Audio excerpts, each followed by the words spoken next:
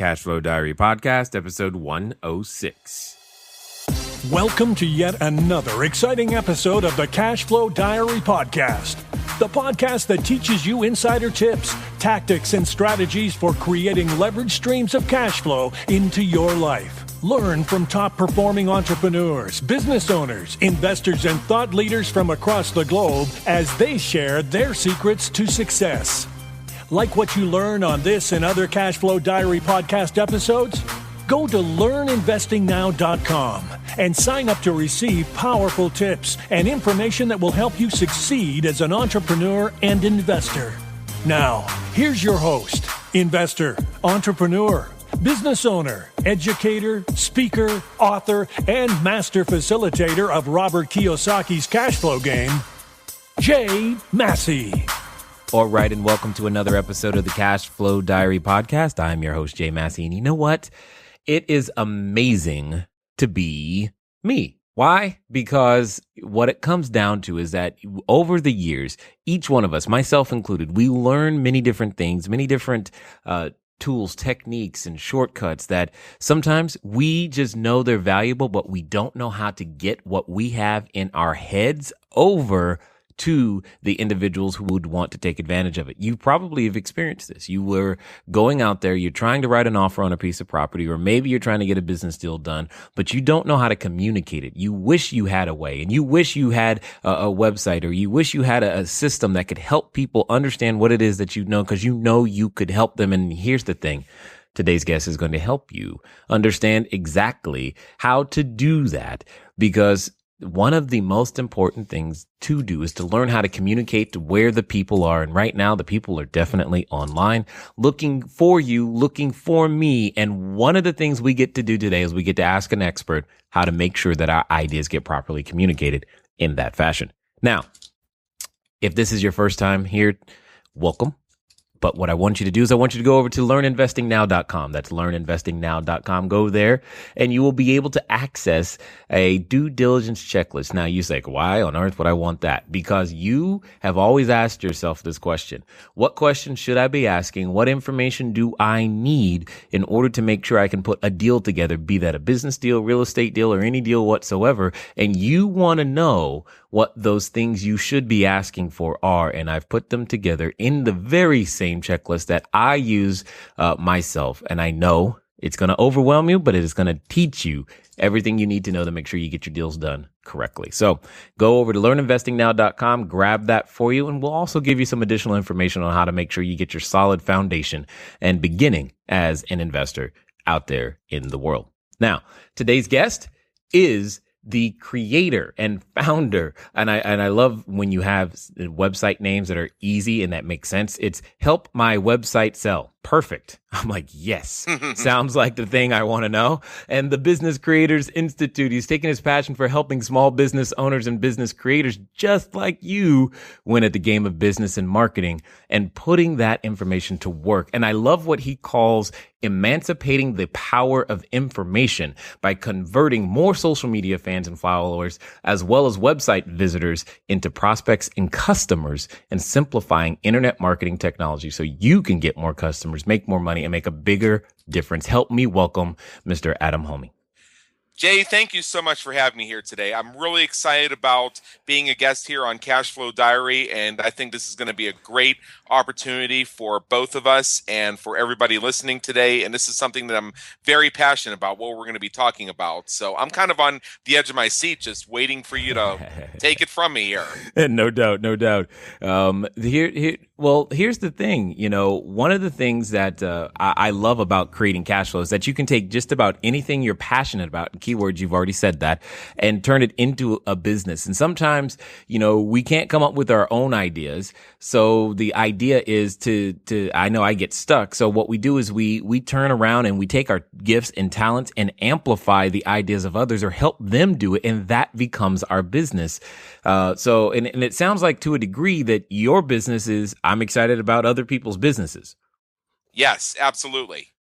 I'm passionate about helping what I like to call the business creators win at the game of business and marketing. And by business creators, I mean entrepreneurs. I mean those who take a stand and marry their passion to their purpose and their abilities and create something above and beyond anything they may have dreamed about when they were first starting out. I also mean folks who help others win the game of business and marketing. This can include any sort of designers, such as web designers or graphic designers, virtual assistants, online business managers, marketing and business coaches, social media strategists, media and publicity strategists, anybody who helps anybody else grow their business through smart marketing strategies. Got it. So, when it comes down to it, though, at the end of the day, it's obviously it's about cash flow. And at the end of the day, what I like to think about is that I look at today's entrepreneurs. I look at today's entrepreneurs kind of as like, yesterday's superheroes. Everyone idolized Superman when he first came out because, wow, he could do anything and everything and he could always save us and he knew the right answers and he made things better. And I look at today's entrepreneurs the very same way. However, Right. Superman, he had an origin story, Krypton, all that stuff, Kal-El, original name, my question to you is, before you were out there changing the world by helping entrepreneurs, what were you doing? What's your origin story, Adam?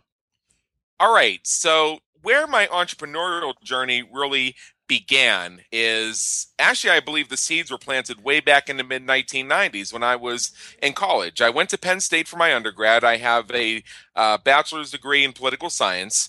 And when all my poli-sci term papers were due, I found myself down in the computer lab. You can tell we're really dating myself because I'm saying I went to a computer lab to get online. I think that your average 12-year-old has 4 different ways of getting online. But back in the day, this is back when there were still lines out the door to get on the computer to check your email. Right. So I would be down there at odd times, day or night, playing with my GeoCities websites. And don't even try go searching for them because they're gone now.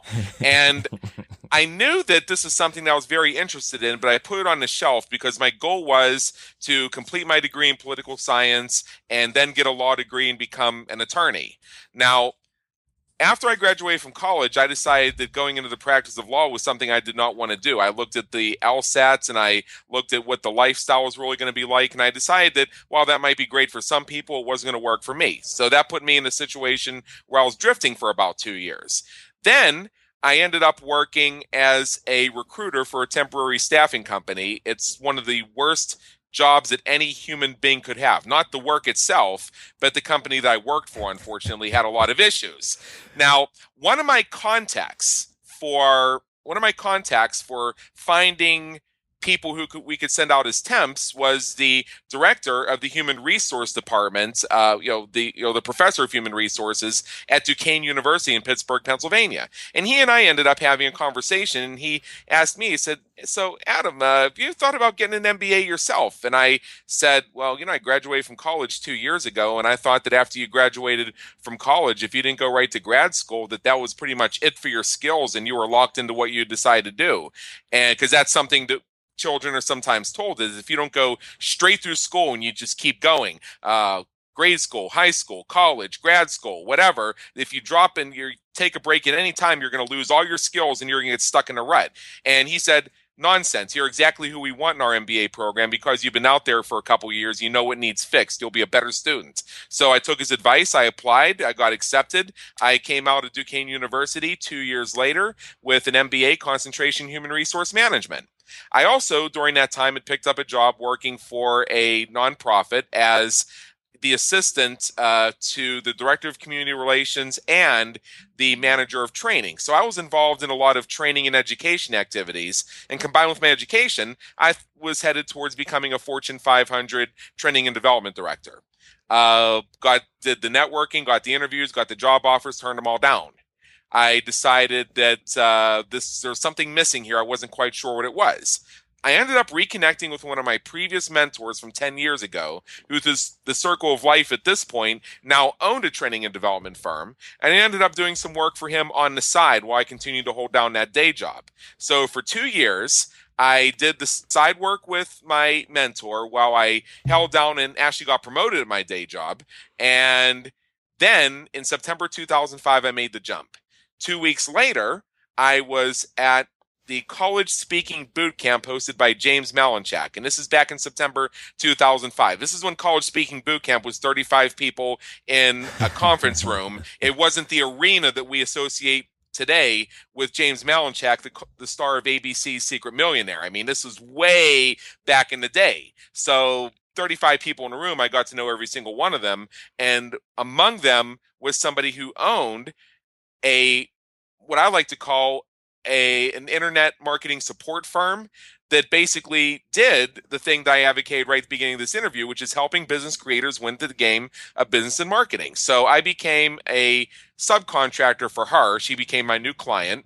And she told me when we first started working that her experience with her subcontractors was within 6 months, they would either be so good in picking up so many of their own clients that they would be leaving her, or they would be so bad she wished they would. Now, I turned out to be the former category. And then for 3 years, I owned a website development firm. Then I closed that down and I opened up helpmywebsitesell.com, which is a consulting firm that helps simplify your website conversions while helping you spend less time editing and maintaining your websites and more time educating your audience and monetizing your business. And the rest is history. Yeah, that's awesome. Now, there's a number of things that you said that I just want to make clear for everybody. Now, I know for those of us, if you're listening on these fancy devices that you carry around, GeoCities was a website platform long ago that it made it easy for some of us to first get online in a computer lab. That what we would actually do, believe it or not, is we would go to one location together, and everybody didn't have a computer in their own house. So we had to go and we signed a piece of paper saying we're going to use the computer. And there was a whole bunch of people there all at the same time. And we used these things called mice, and it was text based. And I know it sounds like, wow, ancient times, but understand that's how it starts. But what's interesting to me in your story is that you were doing the go to school, get good grades, get a job thing, but yet what you got a degree in has nothing to do with what you're doing today. I wouldn't say that. Okay. And I'll tell you the reason why. Because I am developing a clientele. I've got one client where we're in the process of restructuring all their website conversion funnels and redesigning the overall content strategy for their business, which is a firm that helps people in areas like workplace communication, project management excellence. So this is the type of firm that will work hand in hand with human resource departments and training departments and department heads and senior management. So that background is really helping me effectively serve this client, and also is informing some of the copy work that I'm doing, which has turned out to be a pretty major enterprise at this point in terms of getting their new website funnels written, because I'm writing and designing all the copy and all the funnels and everything to go along with that. It's also helped me in the sense that having that type of background has given me insights on how to do team building. Unfortunately, what we see in the entrepreneurial world is what passes for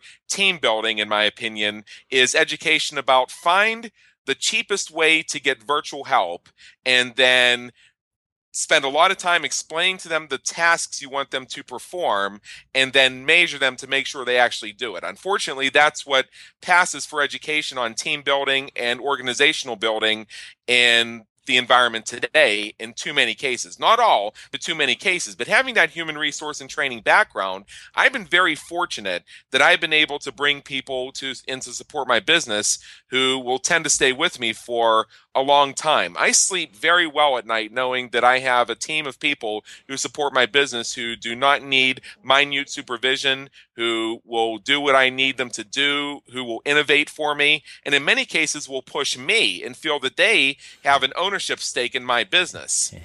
That's something that my background has informed, because all those courses in my MBA program on business excellence and how to develop departments and how to motivate teams teams, that's really coming into play now, because even though the environment of business has changed radically in the past 15 years, the basic tenets really haven't.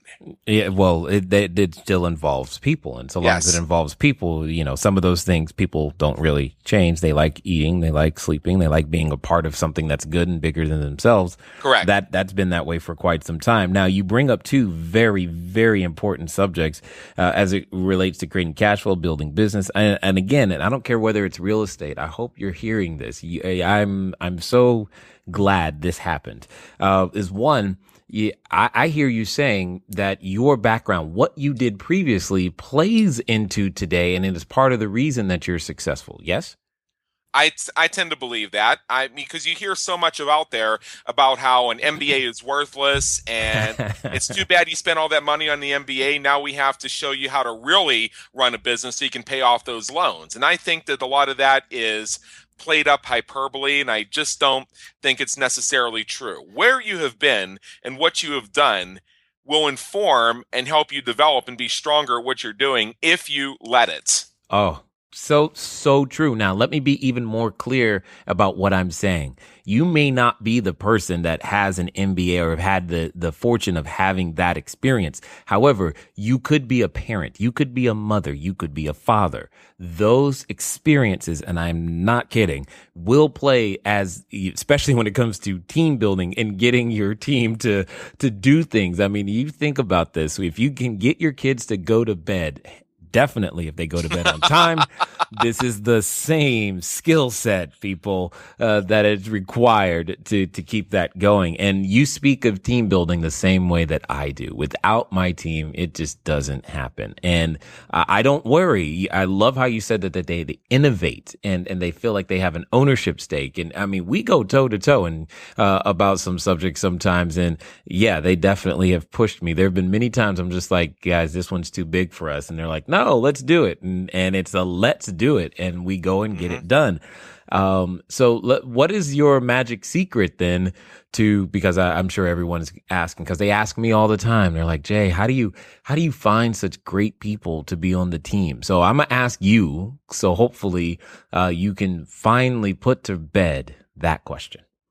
I don't think we're ever really going to put that question to bed. I think that what we need to think about are a few things. Number one, I see folks way too often who look for some firm that's a one-stop shop that'll help them with everything they need. And in fact, two of my team members own the one-stop shop type formula, and they hate when I say this, but they understand the reasons why I say it. If you have just one person on your team, you're going to be subject to their tunnel vision in terms of how things should be. Or if you have one organization supporting you, you're going to be subject to that organization's tunnel vision. Also, something happens to that relationship, because things can happen all the time and it's not necessarily a bad thing, but things sometimes change. You find yourself out of luck. I find myself going to bed very comfortably at night knowing that I have two firms where if one of them for some reason ceased to be involved with my business, the other could very quickly step in and pick up those functions. They have the know-how, they have the ability, and they know how I think and know how I approach things. They could very quickly assimilate themselves into that role and keep my business moving smoothly. Because I know what it's like to have my entire team turn over on me. Just coincidentally, everybody leaves all at the same time or needs to leave all for their own reasons. That happened to me about 2 years ago, and it disrupted my business for almost 6 weeks. So that's one thing, is have at least a few people involved in your organization so you get a variety of viewpoints and you have duplication and redundancy in your business. I remember one time I was on a mastermind call and I explained to my coach this belief that I have, which is that whenever you have, like, let's say you have a web designer in your business, well, you should have a second person who's also a web designer who knows web design.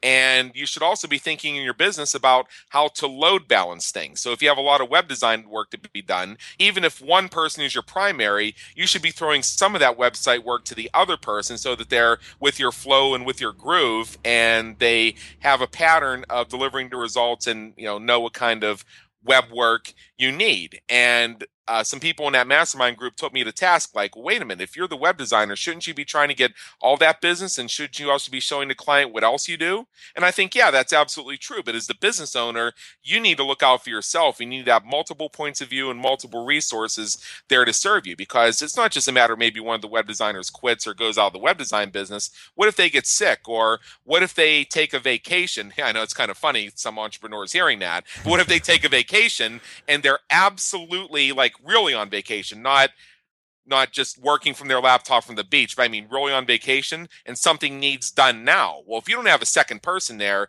you're kind of up a creek without a paddle. So that's another thing I want to put out there. And then another thing about team building that I think is very important is I also see that sometimes folks will look to dive headfirst into a relationship. So they'll sign that contract for the 40 hours a month or 40 hours a week, whatever it is, and they'll dive in headfirst. And I think that is one of the worst things you can possibly do. I advocate that you first try something where we work together. Do a project or do a consultation and get a chance to get to know each other and discover how things are going to be. I mean, I have one client I'm in the process of bringing on right now. We were having a conversation just the other night, and we were both in agreement that once we get started with our relationship, we're probably going to butt heads a couple times, and we're going to have to get used to what it means to step on each other. And we both kind of laughed and said, yeah, that's what it's really all about. So you need to take the time to get to know each other, to push each other a little bit and find out how you best work together, how to make those two puzzle pieces snap together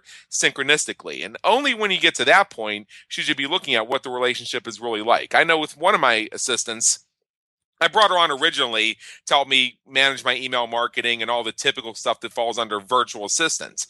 But I discovered about 2 months into the relationship that she had a real knack for running podcasts, meaning handling the technology behind it, finding me very high quality guests, and making sure the whole thing ran smoothly. And my business has experienced a huge increase in terms of our reach and in terms of the amount of things I'm able to get done because I don't have to do them anymore, if that makes sense. Because this person who I originally wasn't even thinking of to handle the podcast, I originally was thinking of bringing her in to free me for some stuff so I could handle the podcast, and then she just took it over. It wasn't one of her advertised skills. In fact, I'm not even 100% sure if she knew that was the place she wanted to go. I really just don't know the answer to that. And if she's listening, she'll probably take me to task for that one later, and that's perfectly fine. But it just worked out that way. So leave room for the unexpected. And then finally, I'm going to, and this is going to go right counter to a lot of the entrepreneurial teaching out there, which is pay people more.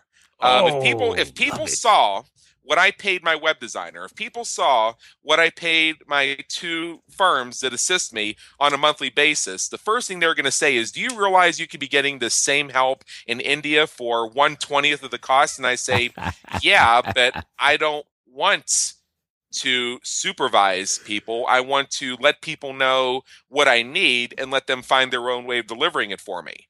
Another thing that's very helpful about my business is because people are paid well, because they are encouraged to have an ownership stake, an emotional ownership stake in what I do, that I get a lot of things done and I get a lot of things innovated that I don't even have to come up with on my own. I sleep very well at night because of that, and I don't haggle over rates and things like that. I remember one time I was in a member of an entrepreneurial coaching program, and I heard the coach say that if you have somebody in your business who, let's say, is a virtual assistant and you're giving them a lot of work, you should then squeeze them for a discount and say something like, hey, I'm delivering to you like a quarter of your business. I think I deserve a discount. And I canceled my membership in the program the next day because she said that. If you have somebody devoting a significant piece of their business bandwidth to you, you need to pay them a premium. Because by doing that, they're effectively putting you ahead of their own business. And if you want to be their favorite client, the one who always gets their best, the one who sometimes they'll do your stuff even if they don't get to their own, the one who's always their favorite, the one who always gets their stuff done first, that translates into money because they have bills to pay. Their electric company isn't going to hear something like, well, I use a lot of electricity. I should get a discount. It doesn't work that way. Okay. I just want to go on record and say that I did not coach Adam to say any of that. For those of you who have listened to me before, you're like, wow, that sounds the same. Adam, you would make a terrific real estate investor because it's the same thing. I'm loving it. Thank you. When you start talking about things like single points of failure, guys, he said the same thing. You can't have those single points of failure. You got to have those backups. This is why multiple property managers in many cities, in some cities where we operate, we have 2 property managers in the same city that are actually active in any given moment of time. You got to understand. I love everything you just said. And unfortunately, we're still going to get well, how do you find them though, Adam? How do you find them? Where are they? Where they seem like they're hidden under a rock. How do you find these magical people who will be innovators and creators and put your business ahead of their own and all that other stuff? Where are they? Are you tired of letting good cash flow generating ideas go to waste? Go to cashflowdiary.com/ready to apply for a complimentary, yes, that means free, one-on-one breakthrough session. Take action now. Go to cashflowdiary.com/ready. Again, that's cashflowdiary.com/ready. Before we get back to today's episode of the Cashflow Diary podcast, your host, Jay Massey, has some important insights to share with you. Okay. You're probably wondering what on earth is he going to say this time? Well, here's the truth. Many of you always ask, how do you build a team? How do you make that happen? And what is involved in making that go down? And we're going to get back to the interview in just a second, and you're going to get some of those tips, some of those techniques. And one of the things that I'm going to do, I'm going to let the cat out of the bag ahead of time, is that for those of you who are already Founders members, you want to make sure that you keep paying attention to your email. In the not too distant future, you're going to be invited to an exclusive event only for Founders members of the Cashflow Diary, where we're going to be talking to my team. We're going to do our best to introduce you to all the pieces of the puzzle, and make sure that you have the ability to go out there and duplicate a team of any size, any kind, to do whatever type of business it is that you are looking to do. Now, for the rest of you who may not yet be a Founders member, I'm just going to say that you're going to want to make sure that you grab a copy of the upcoming audiobook. Yes, we are making progress, getting ever so closer. I think this will actually be the month we see the final gold master, whatever you call it, CD, DVD, MP3. And I'm excited about being almost done with that, because the bonus content is going to contain lots of information as it relates to many different subjects that I get questions about. And it's only going to be available inside the audio CD, or sorry, I should say audiobook, that many of you have already taken advantage of. If you want to make sure you're on that list, you want to go over to send a text message to 949-682-3565. The keyword is audio. Send a text message with the keyword audio, AUDIO, to 949-682-3565. Or for those of you who happen to be international, you want to go to cashflowdiary.com/audio, and we will keep you informed. And some of you may just want to go ahead and go straight and purchase it. That way you don't have to try to remember, is it out yet? You'll know because it'll be right in your email box. You just want to go to cashflowdiary.com/book. And you'll be able to go ahead and get it there. It's awesome. I'm glad that you guys are eager to receive it. We are greatly eager to continue its creation and almost finish. It's close. Really, really, really close now. So let's get back to the interview.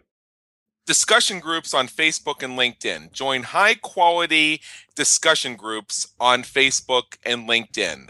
There are groups around virtual assistants. There are groups around internet entrepreneurs. I have a whole separate masterclass on the principle of discussion group game and how to grow your business by participating in other people's discussion groups and how to start your own discussion group.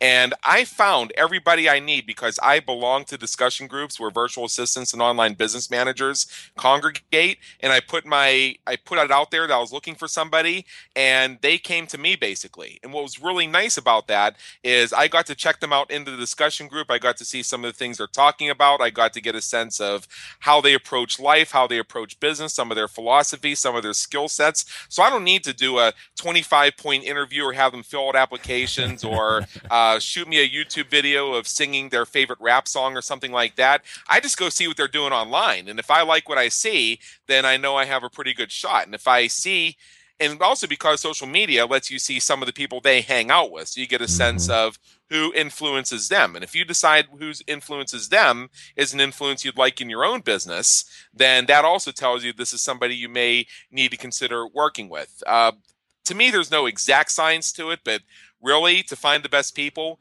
be social inside discussion groups within Facebook and LinkedIn. So that's where you can find your best people. Right now, I think somebody just said to themselves, "Uh-oh, I need to go clean up my Facebook profile." Yep. Then the other thing I think they're wondering is, okay, so when is your rap album coming out? You said something about, you were going to rap on YouTube. What? Well, sometimes, like, you hear some companies will ask people these really silly questions in interviews, and they're kind of like trick questions. And I know people, and I've seen several people do this, where one of the steps in the interview process is they have to film a video of themselves singing a rap song and put it on YouTube. And I understand the reasons why you should do that. In fact, a friend of mine does this as part of his recruitment process. I understand the reasons why, and it speaks to the cultural needs of his organization and the types of people who are going to fit in best and be most successful working the way he works. He explained it to me. I know exactly why it is. I'm just saying that that's not something that I personally feel the need to do because I have this other way of sourcing people. So it's whatever works best for you. Well, I was just saying it couldn't hurt to try to, put down a few tracks and drop an album and make some money that way. That's all. It's all good. It's all good. Either way it goes. So, when you go through this, how did you get the confidence? I mean, because, we're all told, go to school, get good grades, all this other stuff. But now you grab the confidence to, quote unquote, swim upstream, as they say. Right. Where did that come from? Oh, because I smashed my printer into 500,000 pieces one day. Oh. Okay, so you saw the movie Office Space. That's what I guess. Well, not exactly that, but not too far off. 2 years into my entrepreneurial journey, 2 years after I was full-time in the business, I don't know how I managed to do this, but I picked up 3 clients from hell at the same time. Ooh. Imagine having just one, but I had 3. Okay. Just absolute clients from hell. Anything that falls under the category or is connotated by the phrase clients from hell, multiply that by 3. It was to the point where I was run so ragged that there was this one particular Wednesday morning where I woke up and I looked around and there was absolutely no food in the house. Mm-mm. Not even a couple crackers. I ate toothpaste for breakfast because I was being so hounded and so overwhelmed by the situation I was in. I could not get out to go buy a bagel. I mean, that's how bad it was. and I'm not. And this is not me blaming. I know that I let myself get there because I didn't know what I didn't know at the time, and I didn't have the skill set. And it got to the point where after I was cleaning up this other person's latest emergency, because it seems like everybody else's emergencies were mine, I was really in a very bad place. I needed to print something between one angry phone call and the next. And so I went to my computer and I did file print. And halfway through printing the paper, the printer beeps and says, "We're out of ink." And I said, "You mean you couldn't have told me that I was going to run out of ink after you wasted a piece of paper when I don't have time to go out and get breakfast, much less buy more paper?" Well, I didn't exactly use those words. I understand. I think I phrased it a little bit differently. 2 years later, when I was moving out of that apartment, moving to a better place, I was still finding pieces of that printer. Now here's how this became a confidence builder. And I tell this story all the time, and I have no shame about it. In fact, I think a lot of us have things like this in our journey that some people are afraid to just bring into the light because it may make people think wrong of them. And I really don't think that that's the right approach to take. The reason I view this as a confidence builder is because I looked around the floor of my living room in my apartment, and I saw all the pieces of that printer, and I said, my life really sucks right now. How did I get myself into this? But then another thing popped into my mind right then, which was, I can do something about this right now. this may be a shambles, but this is my shambles. I can start taking actions because I'm not eating toothpaste for breakfast another day. Right. Well, my kids have this cherry toothpaste, and they kind of like it. Well, I might eat some of that. So I immediately, I don't want to belabor this call with all the steps I took, but let's just say I started that day making changes. Within 2 to 3 weeks, got myself entirely out of that situation and started to get my business back on track again. I started eating real food again. But the point being is that because I was an entrepreneur, because I owned the business, because I got to say yes or no to things that I wanted or didn't want, I had the power to say, I understand I let myself get here. I blame nobody but myself. In fact, I don't even blame myself. I accept that I allowed this to happen, but I also have the power to make it stop and make the changes stick. When you work for somebody else, you may or may not be in an environment where you can do this. I've been in environments before where they had an obsession with your position on the organizational chart, and it got to the point where I felt like I was in a situation, and this was not just me, it just seemed like the culture that was going around, where if you said the world was round and somebody who ranked higher than you on the org chart said the world was flat, then you owed them an apology for daring to argue with them. Yeah, I don't do well in that environment either. Yeah. And that may be an exaggeration, but realistically only slightly, because there's just all the little things and all the obsession with rank and position on the organizational chart. So when you're in an environment like that, then it doesn't matter how many printers you smash, you can't do anything. But when you have control of your own destiny, and like, for example, if you're in the real estate investment, if you're seeing yourself in a deal that you don't want to be in, you can say, hey, I don't like this movie. I'm getting up and I'm leaving. Right. And you can take the popcorn with you if you'd like. Exactly. So exactly. Here's the question, though. In that moment, did you own the business or did the business own you? Very much the business owned me, and that was the epiphany I had. Yep. So don't be fooled. You may be the one on the title, but there's still other things that you've got to do to be in control of that situation. So let's switch this just a little bit and talk to us a little bit about how you find that new entrepreneur. Someone is listening right now. I mean, take a real estate investor or would-be real estate investor. We've got to reach sellers. We've got to reach buyers. We've got to find new ways to get in front of our target market. We've got to educate them depending on how high level our deals are. If we happen to be a syndicator or a promoter like we do, where we raise capital and all these other things, in order to do that, we've got to get the word out, and the popular ways to get the word out, or at least the ways that we've learned to get the word out, is using online strategies. Right. For those who are, getting started, what would you say has been first of all, let's go through like the top 3 mistakes that are made, and then the top 3 things we should be doing in order to make sure the business goes in the correct way and developing our message and getting it out there to many different people.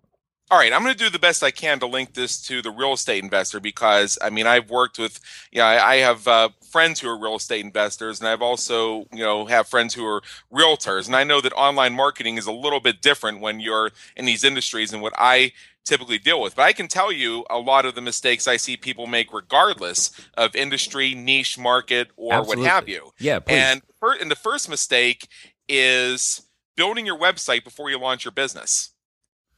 Because what I saw happen, this is part of the reason I got out of the web development business, is there was a confusion that the website itself was some kind of goal. The website is only a tool.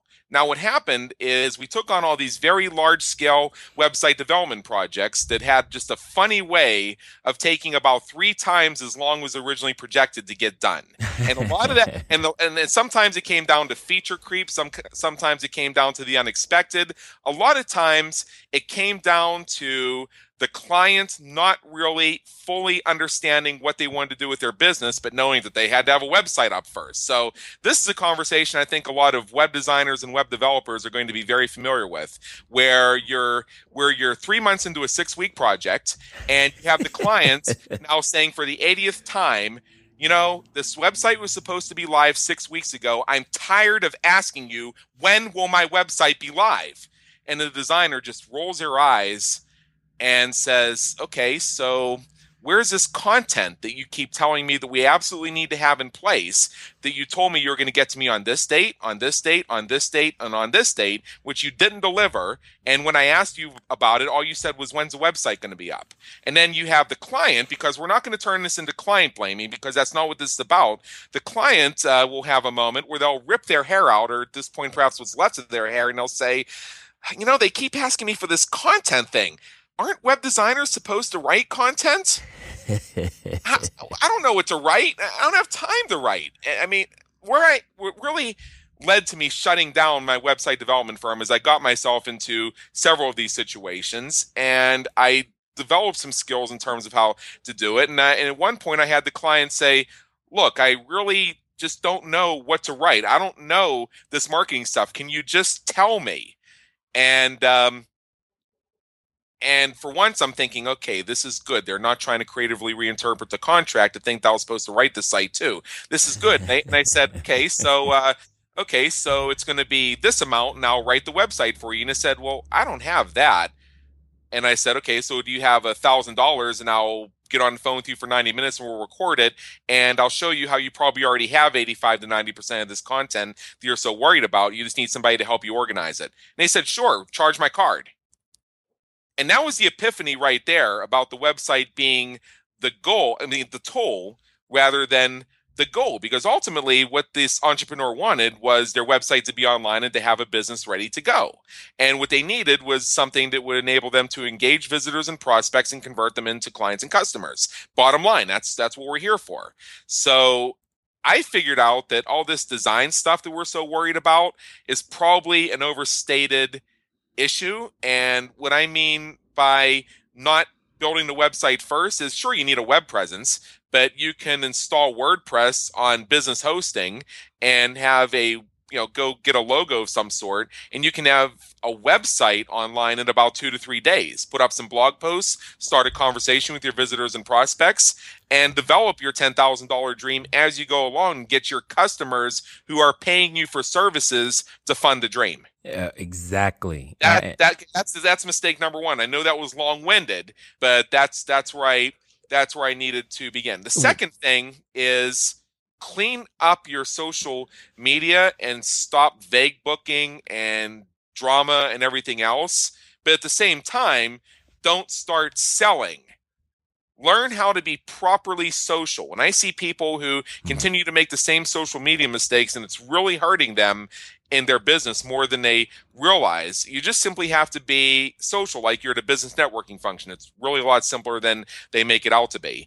And the third big mistake that I frequently see people make in terms of getting started really comes down to analysis paralysis and what's the right way to do this. Because let's say we latch onto some guru and we get on their mailing list, we attend some of their webinars, maybe we buy some of their home study courses, and we say, okay, now I understand online marketing because Guru A taught me how. This is cool. So they're just getting ready to launch, and then they get this email from Guru B who says, all that stuff that Guru A taught you is wrong. I tried their stuff. Here are my spreadsheets and my flow charts showing how I did their thing and it didn't work. Now you need to invest in my home study course and my coaching and mastermind. Then Guru C comes along, and then finally they're just standing there with their eyes spinning around.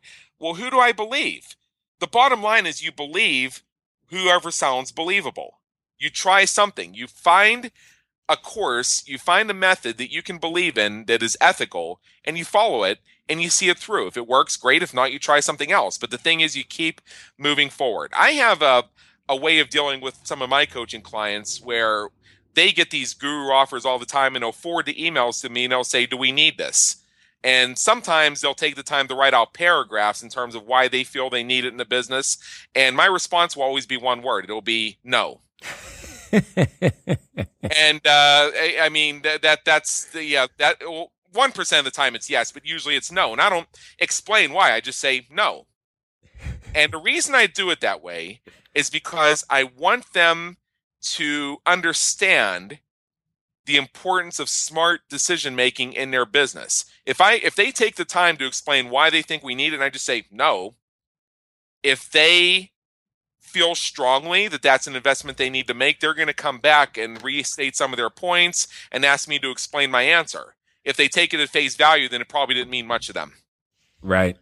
Right. I get it. I like it. I like it a lot. You're saying it's funny how even though we fundamentally, you and I do completely different things in terms of what we provide, yet it's so similar. Yes. And I'm just chuckling because I'm just like, I cannot, this is the same thing. Okay. So what would you say outside of the mistakes arena? What are some of what should we be doing? All right. Well, aside from just reversing those 3 points, which is find the faster, better way to get a website up quickly and move forward and get your customers to pay for the dream, use social media effectively, and don't be blinded by bright, shiny objects, I'm going to throw in another thing that I think folks should do. I see way too often people will go on Facebook and they'll go on LinkedIn and they'll say, these are the books I'm reading. And you'll see the lineup of the top 10 business books that everybody else hears about all the time that people say, I know this book, as if they're trying to prove that they know something about business. I read a lot of those same books, but a lot of my reading are actually books about history, biographies and autobiographies, and books on how to meet and succeed with women. Okay. I'll tell you the reasons why. When you look at things that happen historically, you get a sense of trends. You get a sense of some of the external factors that have influenced the development of the human condition and helps you understand some of the pressures that will come to your business and how to deal with those effectively. How markets, how trends, how all this stuff you see on the news, if you pay attention to the news, you don't quite understand what it really means. So you can think smart about how your business is going to grow. I like to read biographies and autobiographies because I like to see real people in real world situations, in their words, how they approach things, how they handled things. I want to see how somebody who was Secretary of Defense dealt with HR issues. I don't want to know how an HR person dealt with HR issues because I've already heard that story 20 times before. I need to see somebody in a different type of role take the same skills we're talking about in business and apply that to their own unique situation. And you learn a lot that way. And the reason why I bring up the topic of, books about how to meet and succeed with women, or if men are your thing, how to meet and succeed with men, or how to attract your ideal mate, or what have you, is because a lot of the same principles that go into the attraction process and how we find people who we want to have in our lives apply to how we attract, convert, and retain customers and clients that we want to have in our business. There's this book. It's called How to Succeed with Women. I can't remember who wrote it. It's somewhere on my bookshelf here. I bought it 20 years ago when I was trying to figure out how to ask a girl out on a date. And most of the learning I got from that book, I ended up applying to how do I start a business.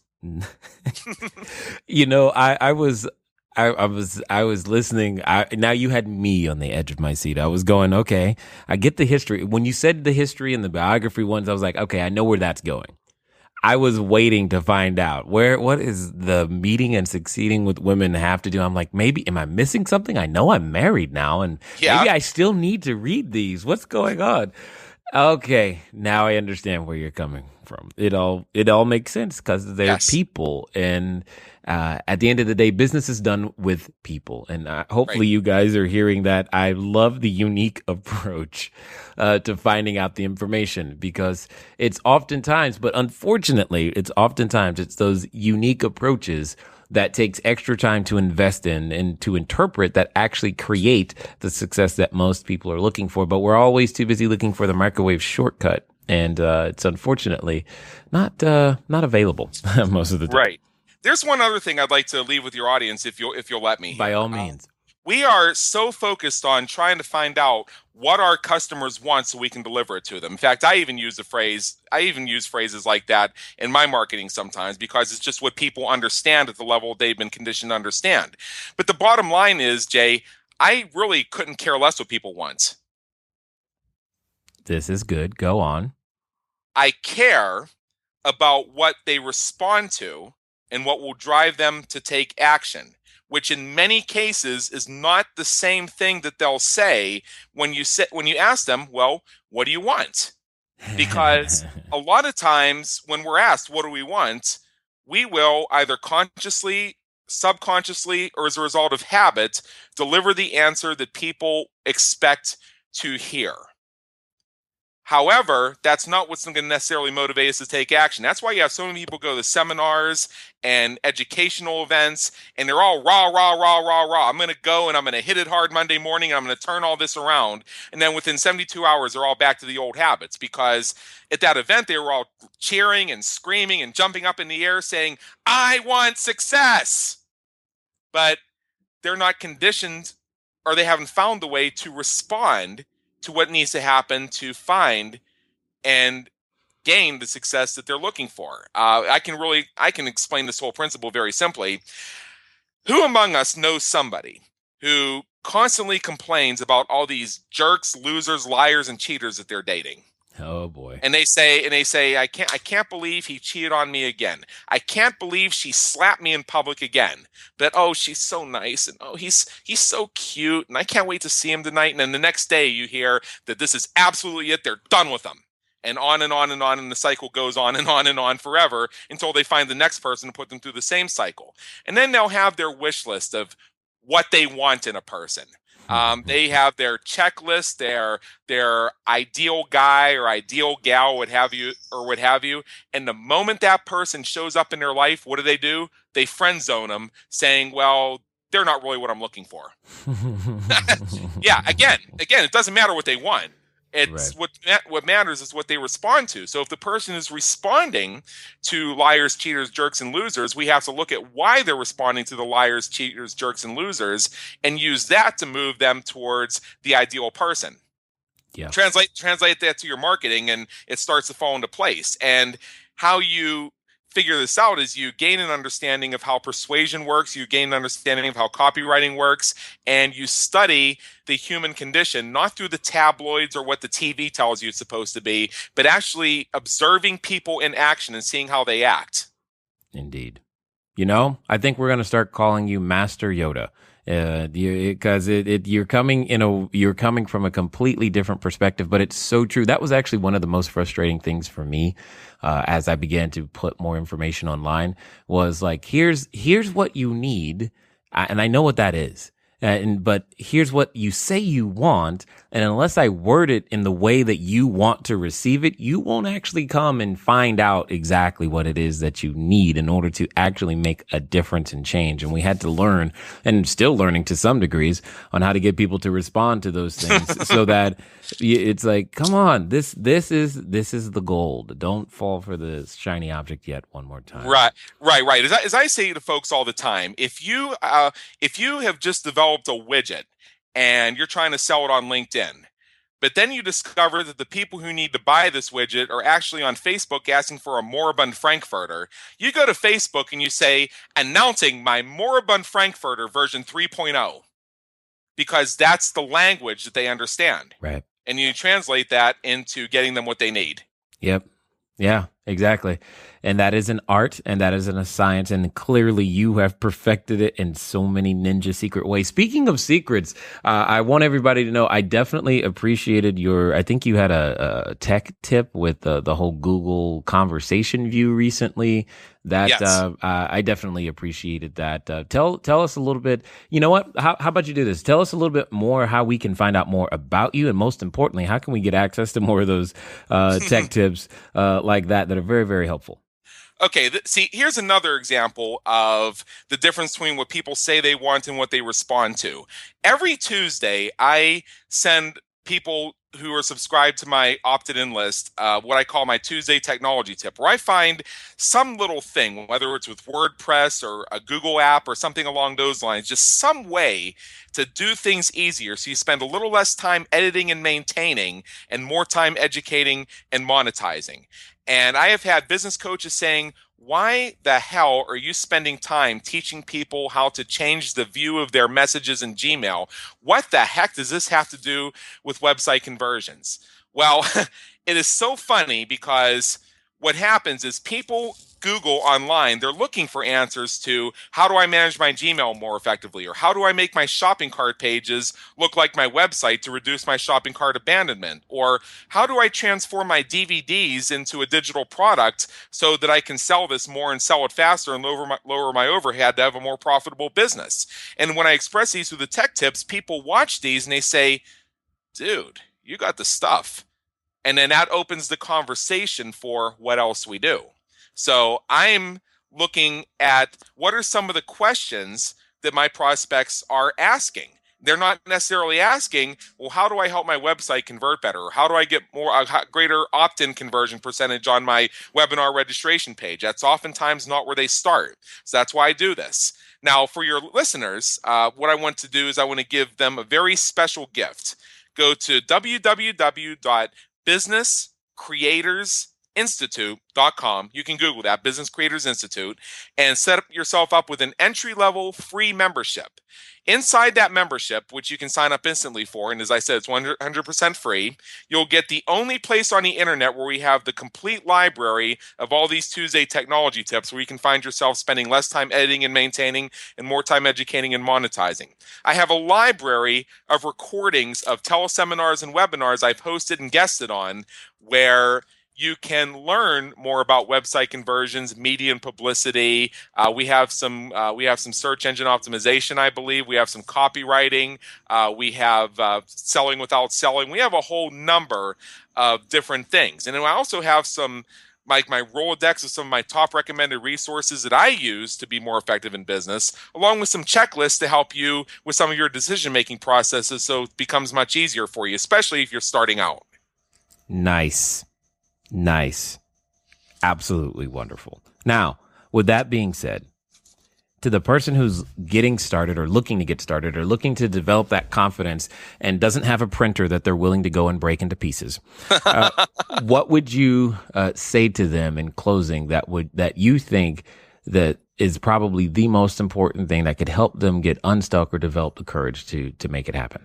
Well, first of all, since you're going to be bootstrapping when you start your business anyway, buy a cheap printer. That way you get to do it and it doesn't cost you too much. But really, be cognizant of the fact that there are a lot of things where you don't know what you don't know, and you don't know the questions that you're even supposed to ask. And allow yourself the freedom to know that there's so much out there that you still need to learn and have the opportunity to learn, and go out and get it. I know that sounds very cliche-like, but that's kind of where I would begin. Just understand that you don't have to have all the answers, and also understand that the answers may not exist. I can tell you one quick story. I did a consult with somebody. I'm not going to mention his name for confidentiality reasons, but he's also a friend of mine, and he is an internationally acclaimed online marketer. He created a product that if I said the product name, I think everybody who was listening would shake their heads and say, oh yeah, I have that. Well, he came to me because he said, I've spoken with 13 people so far who specialize in website conversions, and I need to increase my conversions.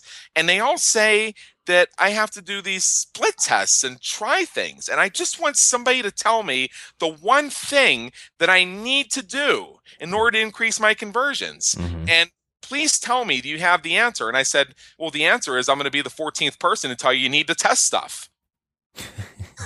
Yeah, find something that you believe, based on the best information you have available, is likely to work and fits within what you feel to be your comfortable ethical boundaries, and try it. If it works, you've moved forward. If it doesn't work, you've eliminated something. You can go try something else. But by all means, we learn so much more from our mistakes. I'm going to leave your audience with just one final thought that I think will hopefully help set their minds in the right way. Is years ago, I had a friend who was a manager of a call center, and he was in a situation where he had to have a conversation with one of his employees. And he looked at the guy and he said, you do understand the reason why I'm the boss and you're the employee is because I've effed up a lot more than you. Exactly.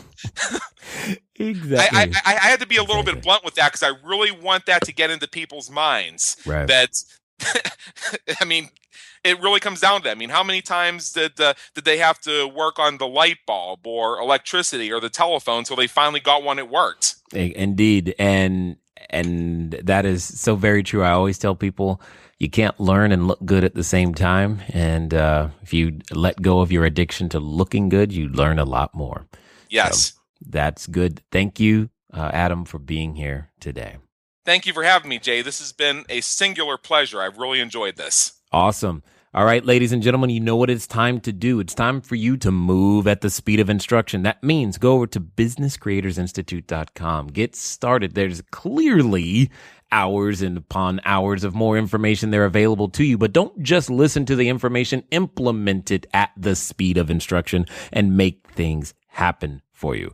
It's been fun talking to you guys one more time, and I look forward to talking to you again soon. Until next time.